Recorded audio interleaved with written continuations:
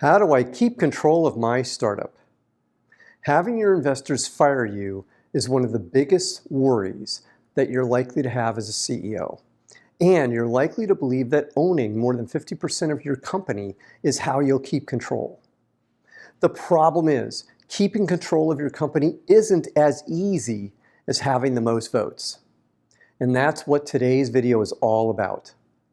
I'll explain the things that won't help you keep control of your startup, why these things might actually hurt your ability to stay CEO, and I'll share with you the surefire way you can stay CEO.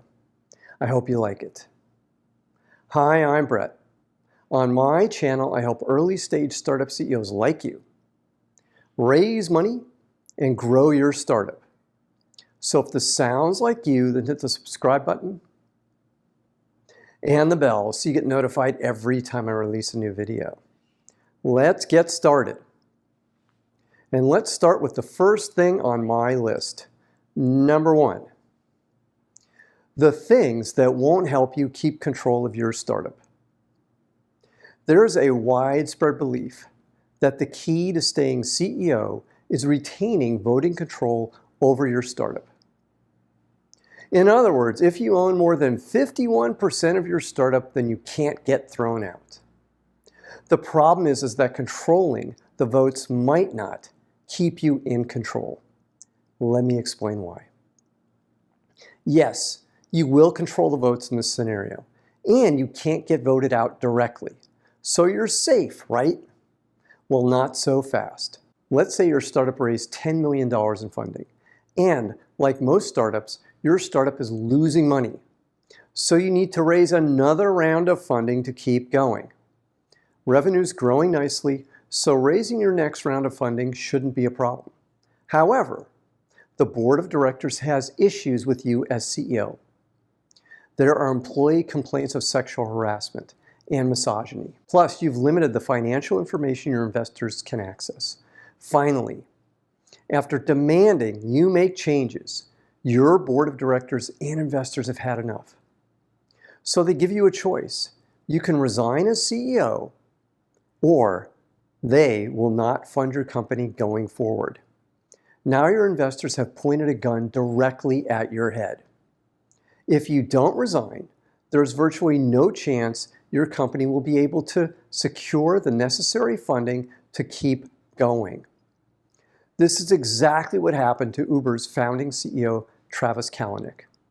The only difference is that Kalanick's investors put up with him and his issues for several years before they finally did force him out. I'd certainly rather have voting control than not having voting control. But my point is that having voting control only goes so far in protecting you. If investors were willing to throw the CEO of the most valuable startup ever out the door, then do you really think investors will hesitate to force you out? This leads directly to my next point, number two. Why these things might actually hurt your ability to stay CEO. I have talked to so many CEOs raising money that say, I have to keep control of my company, so I'm going to create a special class of stock that gives me voting control. It sounds great. It's what a lot of startup CEOs have done. There's no doubt about it. Now, let's put ourselves in the mind of a prospective investor looking at your proposal. Let's say these investors like your company, and they like you. However, you don't have any reputation or past startup successes to point to. So an investor is likely going to ask you, why would I want to give you control? But you're adamant that you should get control of your company. Investors now really have to think about whether they want to give you this extra level of control. If the investing climate is really bad, investors are likely to pass on your deal unless you back down. My point is you've added a friction point to your deal, so maybe it isn't even worth doing this at all. Friction makes it easier for an investor to quickly pass on your deal. Now, having said all of this, I'm working with a CEO named Wayne, who had a deal giving him voting control over the board. The board, for various reasons, tried to force Wayne out, but they couldn't because Wayne controlled the board. However, the investors refused to support any future investment, forcing Wayne to go into survival mode to keep his company alive. Now, it looks like Wayne's company will survive, but the lack of investor support has cost him precious time. Now we're on to the last and most important point. Number 3, the surefire ways you can stay CEO. There are 2 things you need to do to stay CEO. The first is choose your investors wisely. The one thing that can bring a startup, even a well-run startup, to its knees is a bad investor. As I pointed out in a previous video, I had a bad investor refuse to support our next round of funding. And then they attempted to force us to sell our company. So choose your investors wisely because it's really difficult to overcome a bad investor. Conversely, good investors or even mediocre investors will, at the minimum, at least usually, keep writing you checks. The second surefire way to stay CEO is this: execute your plan.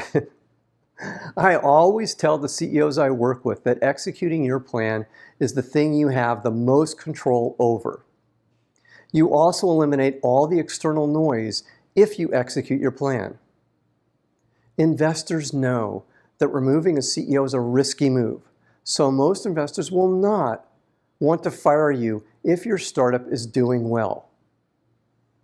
I'm going to add the final thing you should do in my one final thought segment coming up in just a minute. Now, if this content is resonating with you, then please hit the like button right now. One final thought. Keep your friends close and your enemies closer. I couldn't resist adding in this classic line from the movie The Godfather because it's so true. Let me translate what this means in startup terms. You should communicate regularly with your key investors and board members. Then you need to get ahead of the story when there are major problems. For example, let's say your co-founder quits. This happened to me, by the way. My recommendation is you immediately let your key investors and board members know this happened and what your plan is. You want this group, your board and your investors, to hear the news from you before they hear it from anyone else. This reason is so important because you build trust with your investors and board members when you operate this way. Now, what did you learn from today's video? Put your answer in the comments column below today's video. And if you have any questions, put them in the comments column too, and I'll be happy to answer them for you. Now, I have one more thing for you today. It's my free startup pitch deck template. It has all the slides you need to develop an awesome pitch deck.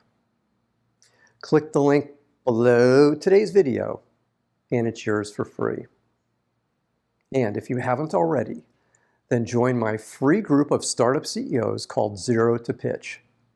It is a community for startup CEOs focusing on growing their early stage startups and startup CEOs raising money for their early stage startups. Click the link below this video to join. Finally, click the subscribe button to get notified every time I release a new video. I'm Brett at brettjfox.com. Thanks for watching today. Take care. Bye.